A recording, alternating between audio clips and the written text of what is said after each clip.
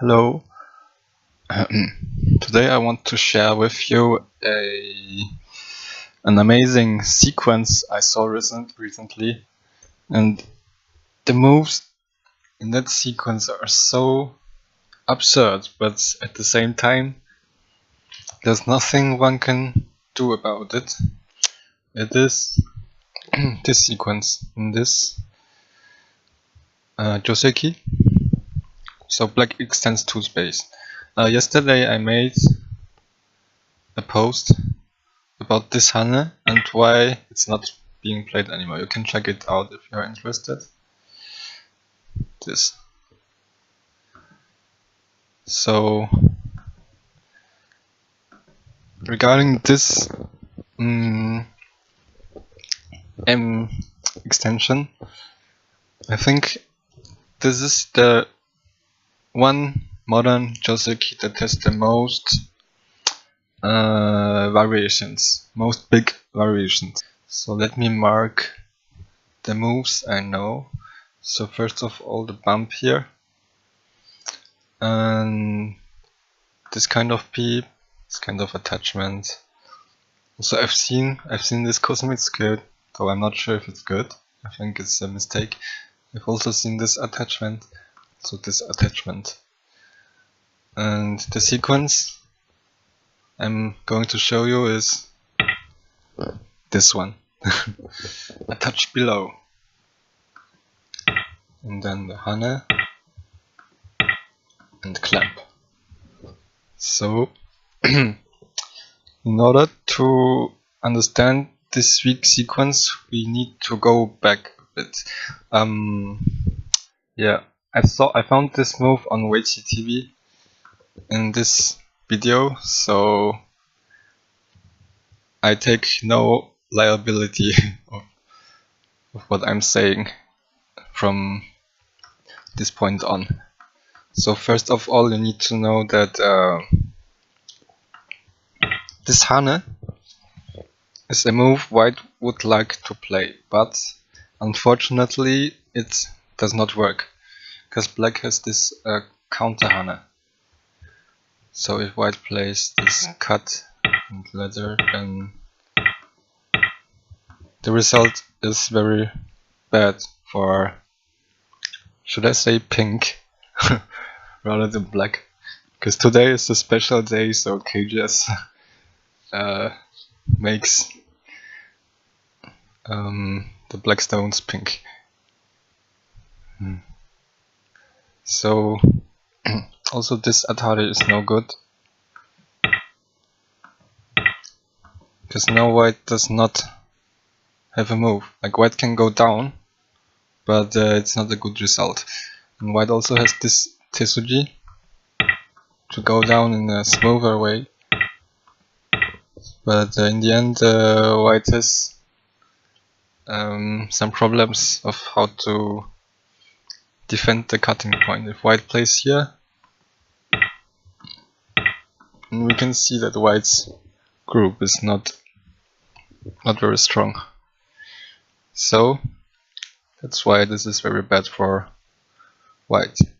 But so I marked in the starting sequence here all those weird attachments and peeps and whatnot.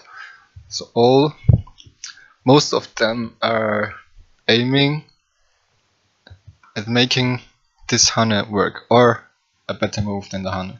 So for example, this peep. If black blocks, then now white can Hane. So white already prevented black's Hane down, so let's see what happens. So now it would be like this, but white made an exchange beforehand. This one, d6 for c6, so this becomes acceptable for white. So for example, yeah, this is center, and then the one stone black had before became 2 stones, so they are heavier. And pink had before. The same happens with this attachment. Black retreats here, so this might be even more obvious. So this exchange d7 and c6. So if black plays other moves, let's say this one, then white can do something that's even better than the Hane. White can, if black plays here, white can capture the stone, and if black doesn't play there, it's anyway terrible. So to this attachment, this is the only acceptable response. But this is also Joseki, and that's how Josekis happen. So white tries to make the Hane work, and then black sees the plan and plays something else. Also this one, it's a trick play. It's to make this move possible. So here, because white has, pink has a sequence to end up in a good position, so that's why this is a trick play. I'll just put it fast. So pink should take and provoke the ko. So when black plays here, when pink plays here, basically, wait, this looks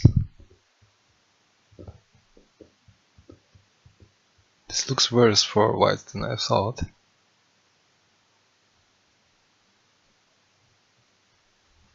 Somehow white had this down. Anyway.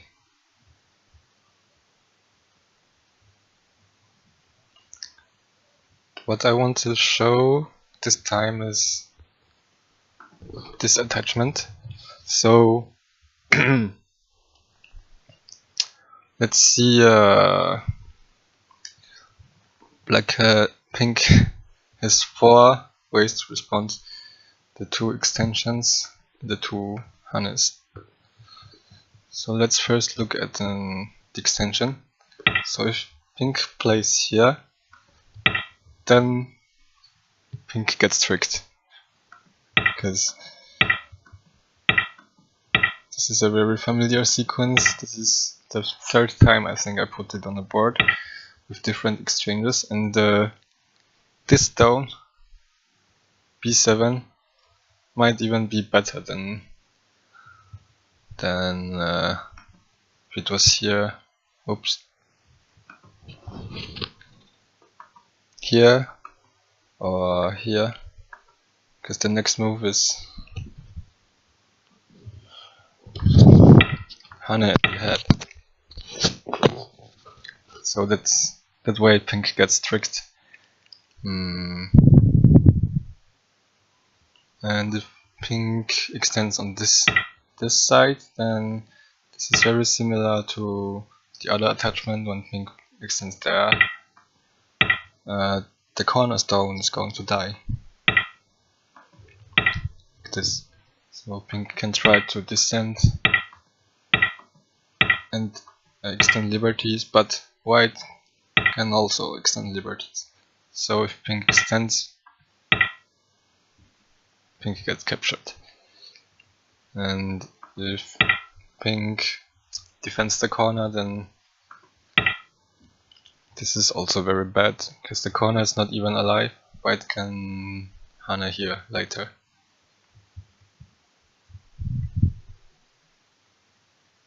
So neither extension yields a good result for pink. So let's see this Hane. So against that, white would stand Hane up. So pink can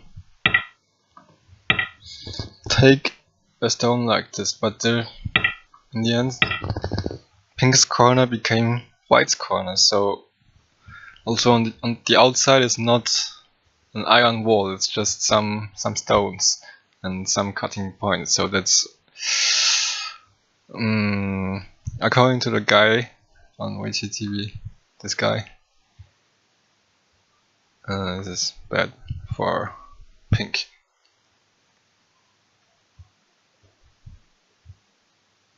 So that leaves only this Hane. This is the correct move. And when white plays the Hane, pink can try to Hane down. And in this case, white would Atari like this. So if white plays this Atari and the ladder, then this exchange changes nothing. This is anyway bad for white, so white will try this Atari. And in this case, instead of blocking, white will cut here. So here, pink needs to be very careful. When white plays the Atari, pink should not connect here at any cost, because then white can make a very comfortable corner, like descent or double Hane, like this. It's a very comfortable corner. I think descending is better. Descending. And white is also outside and took away black's corner. Black is not solid on either side. So if this side has some white stone, then pink needs to worry about this one. In the lower side anyway, you can see it's not complete. So pink has to take here at all costs. And so if white connects back, then this Atari was quite meaningless. Because next black gets to play this Atari from the center, and it's very powerful. And I don't know how white played without it being embarrassing. But this is different from one of the variations I showed before. Yeah, white's corner is not comfortable getting enclosed like this, because then blocking the center, etc. So white might try to play this Atari, and then pink can cut here. And then white is in trouble, because either white loses the stones in the corner without getting compensation yet, because it's still a core, or if white defends in some way, then pink connects here in center, and then white has so many scattered stones to take care of. So this is almost there. So just remember that when white cuts here and plays Atari, pink should take here at definitely take here. But then someone invented this clamp. This is the sequence I wanted to show you. This clamp, and you might understand it now, that if pink extends here, it reverts to the sequence where white gets this exchange for free. And that's a drastic difference in the shape. So like this, white's trick play is very successful. Ooh, like phone call moment.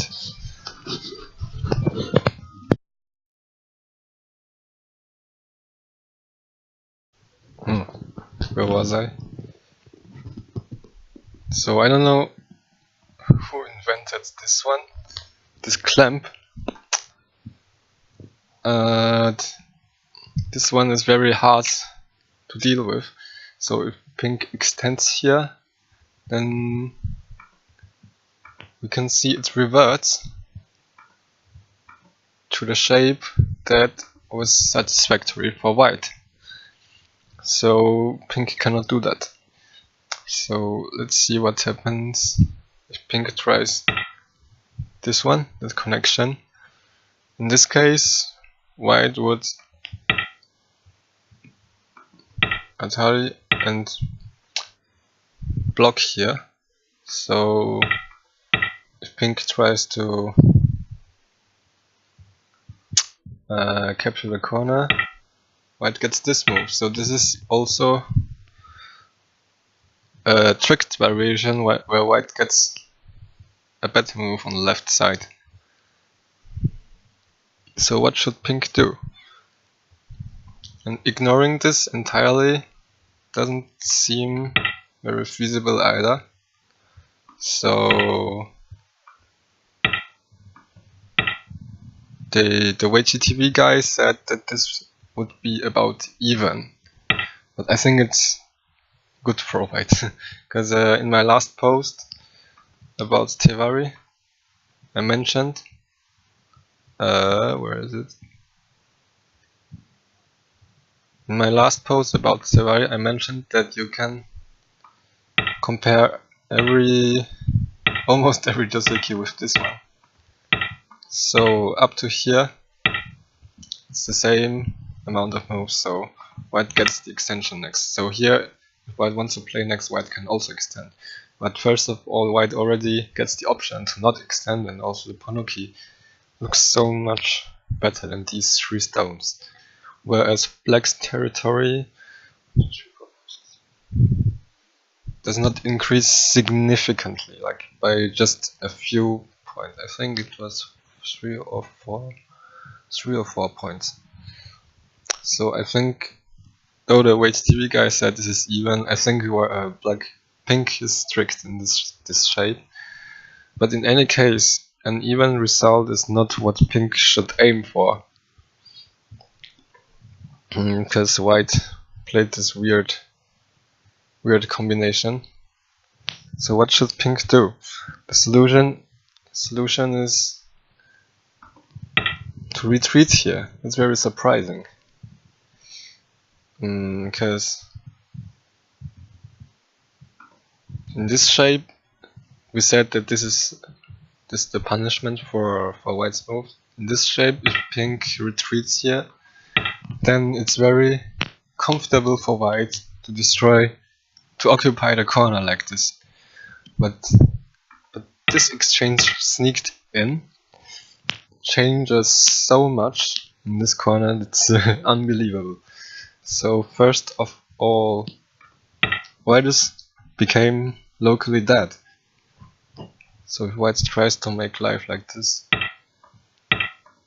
thanks to the stone here, pink can clamp like this. Yeah. Oh. Yeah, it's dead. White connects it's locally dead. No, it's dead. But I think actually this one is better. It's also dead. So like this. All thanks to this stone. If that stone was not there, white would be alive, at least with this 2-2 tiger mouth. So here white there's already a 1 move difference. And if white tries to block here, black can bump in once and then play here, and actually this is dead in Gotte, so pink can play outside and it's already dead. Again, thanks to the stone. This one is not an eye, there's no eye shape. So this is moment. So after this and this one, this is the correct move. And here pink has options to make white locally dead, or to enclose from outside, or tenuki. depending on the global situation. So having so many options, including one to make white dead, makes this okay for pink and not so good for white. So I hope you understand now the starting sequence. Attach here, first attach here, black pink stands and then attach here. See, it's a confusing sequence. And Hane here in one pink's place. Here, white can attach here. And according to our analysis, there's nothing pink can do about this move. So this is this is even a brilliant move to trick pink, because pink didn't play here. Alright, hope you enjoyed. Again, I take no liability for what I said here, because I took most of it from this one video by this one guy. Alright, thank you, goodbye.